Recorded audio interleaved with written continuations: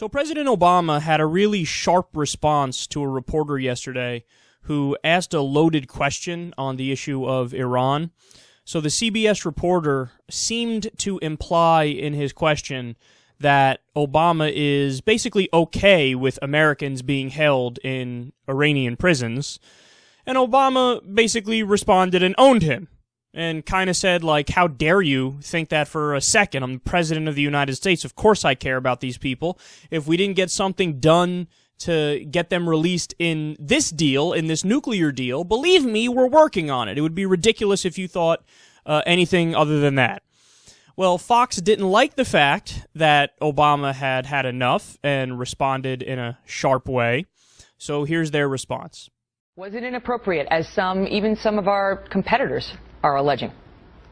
Major Garrett asked a vitally important question about these 4 hostages in Iran, and that's what they are, hostages. Now, and by lashing out at him, President Obama called attention to his own admission that they weren't even part of the nuclear negotiations. Now, I happen to think Major used a loaded word there, content. Why are you content? But presidents need to be able to deal with provocative questions. And by the way, Major's a big boy. He says he was trying to be provocative. He's not ruffled here. But by doing this, President has made this the story of the press conference. I've seen that exchange replayed over and over.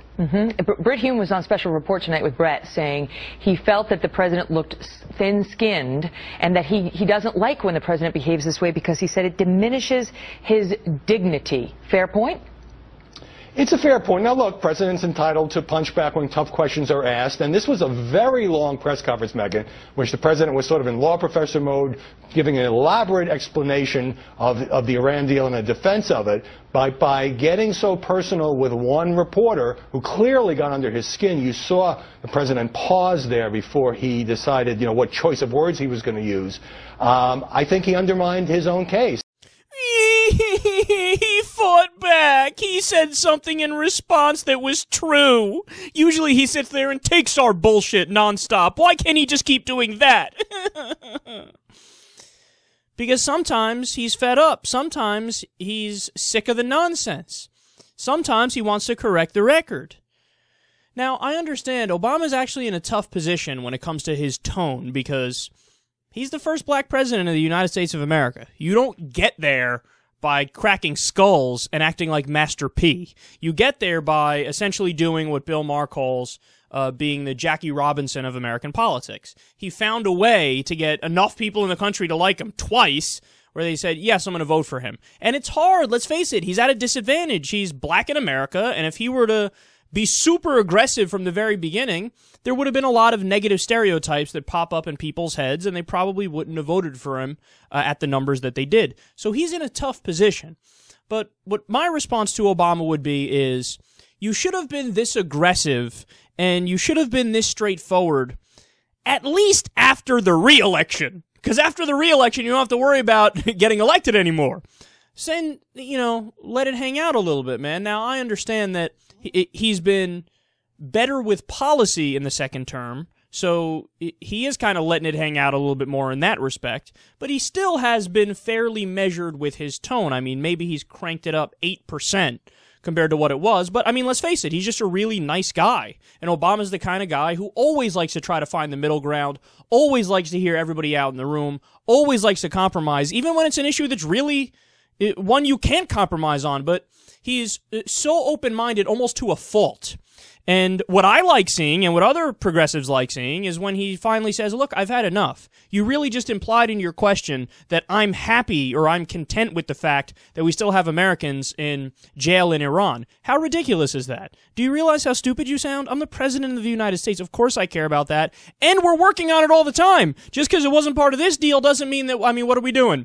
Popping bottles and relaxing back there on the couch? Saying our work is over because we got one thing done that was positive, namely the nuclear negotiations. So it's the proper response, it's the right response, and here's why I think it's a brilliant move even politically. That looks petty, man. That looks petty. Fox News, they're almost always preaching to the choir, to their own audience. It really doesn't, they don't have a wide enough reach where, they're really taking people who are center-left or center, and they're going, that's a really interesting and substantive point you made. Fox News convinced me of something. They really are preaching to the choir. But the reality is, when that's the kind of conversation you have, a lot of people are going to say, you look petty, man. You're having a conversation. You're doing an entire segment on the president's tone. That's petty. There are more important things in the world going on than what frequency his voice was on when he responded to a question that he didn't like. Even to some people in the Fox News audience. I mean, they might agree and say, oh, yeah, Obama's a dick or something like that. But they're still going to be sitting there waiting like, okay, when's the segment on Benghazi coming? When's the segment on some other made-up conspiracy coming? I care more about that than about your bitching about his tone. That doesn't make any sense. And the irony is they call him thin-skinned, but you guys are the ones that are thin-skinned. You're doing an entire segment on his tone as a third party, and you're saying, well, does this diminish the dignity of the office? No. You know what's something that much more diminishes the dignity of the office? I don't know, maybe starting a war with a country that didn't attack us and staying there for over a decade? That would be something that diminishes the dignity of the office. How about the CIA torture report? Our government was torturing people. Over 20% of them were innocent, by the way.